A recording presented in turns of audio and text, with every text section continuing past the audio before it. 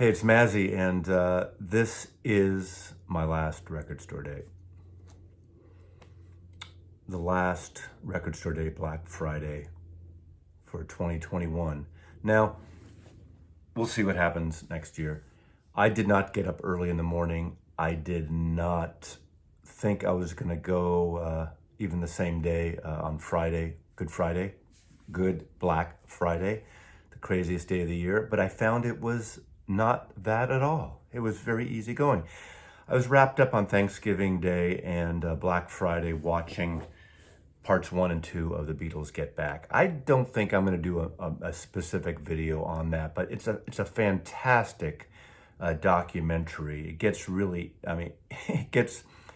you're a fly on the wall. I mean, you've heard the responses. It's really wonderful, and Peter Jackson really brings it together and kind of builds up a little bit of a drama the way he edits it at the very end of episode 1, George walking out. End of episode 2, this idea where they're going to play this big, giant, massive concert, in a amphitheater in the Middle East, in Mount Everest, wherever they're going to do it. And of course, we know they walk upstairs on the rooftop. So enough of that.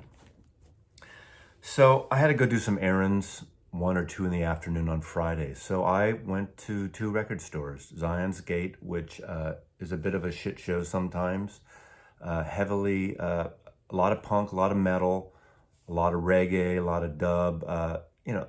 The one thing I hate about this friggin' store, Bruce Springsteen, for instance, is under B. Cat Stevens is under C.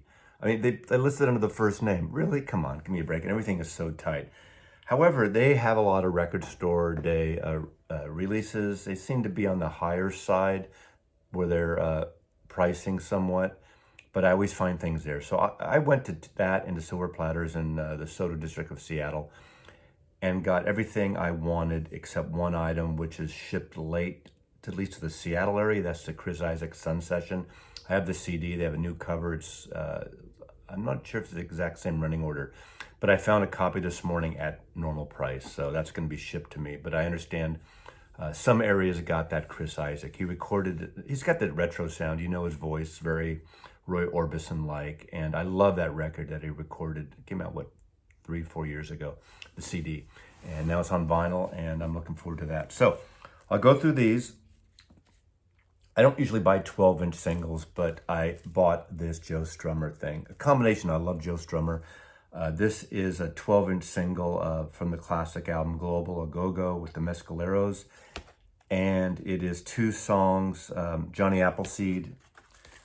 And I got it because he's on Dark Horse now, George Harrison's label, obviously, Danny Harrison. And it is Danny, those of you tweakers that tell me otherwise.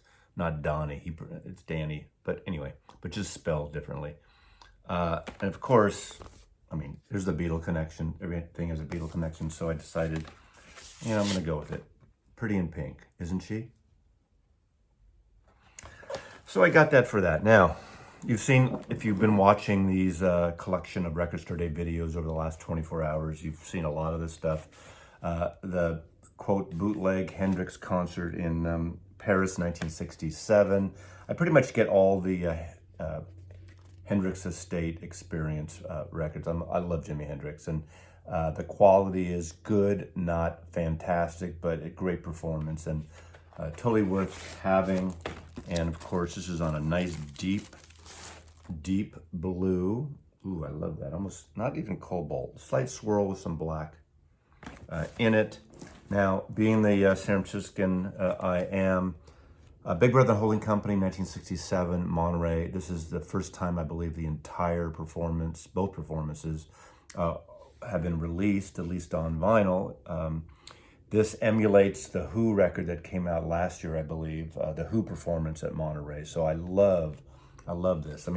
This is where Clive Davis from Columbia Records came and saw Janis Joplin and signed Janis and Big Brother to Columbia. And then, early 1968, we get the great Cheap Thrills. But, beautifully smoky, psychedelic, pink, purpley cover on this Monterey. So I'm hoping they issue a lot of these over time of the full performances from Monterey, from that great documentary, of Pennebecker documentary.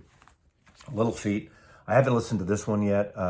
I saw Little Feat around this time, I'm thinking 74, 75 at Winterland.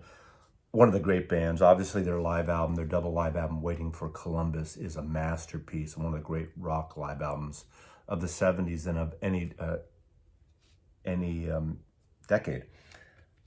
Ultrasong Studio, so I guess live in the studio. I can't remember, I haven't read the liner notes yet even, but if this is from a radio broadcast, but this is the original, I mean, this is the core lineup of that period. I mean, obviously they've changed a little bit from their very first album, but this is a Rhino issue, and I suspect this to be a great performance. I mean, Lowell George, the bottleneck guitar style, Fat Man in the Bathtub, Spanish Moon, The Fan, Oh Atlanta, Willin', great, one of the great all-time kind of country, we call it Americana now, songs ever. Linda Ronstadt covered it, the Byrds covered it, C-Train covered it, Willin'. I've been from Tucson to Tucumcari to Cary to Hatchapeep to Tamaulipas, driven every kind of rig that's ever been made, even took the back road so I wouldn't get weighed. If you give me weed, whites, and wine, show me a sign.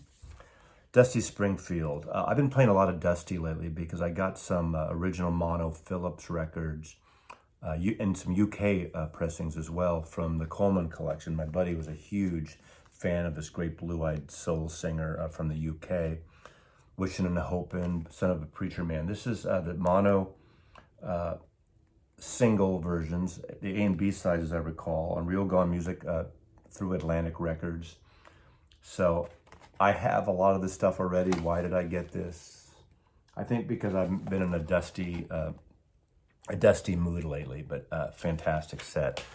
Of course, Miles Davis Live, great cover. I haven't listened to this version yet. I've never had this record on vinyl, so I figured this is a time to get a nice clean version for a pretty reasonable price. And Columbia, they've been doing these every record store day, some kind of limited release. So this is an anniversary edition, 50 years, I guess. Yeah. Now, two of my ultimate favorites, and I haven't seen these shown a lot, but I'm sure some of you have picked these up. Big fan here. Mazzy's a big fan of gospel music and staple singers. Again, another artist. Well, first of all, I have the great set that came out, the box set of the Stax series of records where they were more secular and they had hits in the early 70s. Obviously, Mavis Staples, Pop Staples, and the other sisters, they were a gospel outfit. And this stuff, this is a beautiful Riverside Craft reissue of the Christmas gospel record, and it's fantastic. The sound is great. It's beautiful. It's got a nice tipped-on jacket. I played it once, and it's awesome. And I'm a huge fan of gospel music and Staples singers especially, or at least up there. And lastly, in terms of the record store day things I got, this is my number one record that I just love. Again, gospel, soul, the best soul singer ever to me, the best pop vocalist soul who came out of the gospel is Sam Cooke. And this is Sam Cooke with the Soul Stirs. And this is also a Craft record reissue. Two 10-inch records. This is a 10-inch gatefold on Craft. Actually, it's three.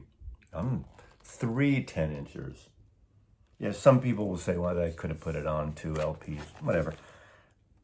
It's got some demos. It's got the Live at the Shrine Auditorium in 1955. And it's got the Soul Stirs featuring Sam Cooke. And three 10-inchers, fantastic. If you like soul music, if you like gospel music, if you like that wonderful vocal of Sam Cooke, this is an amazing, amazing record. So, love it. Just 10-inch black.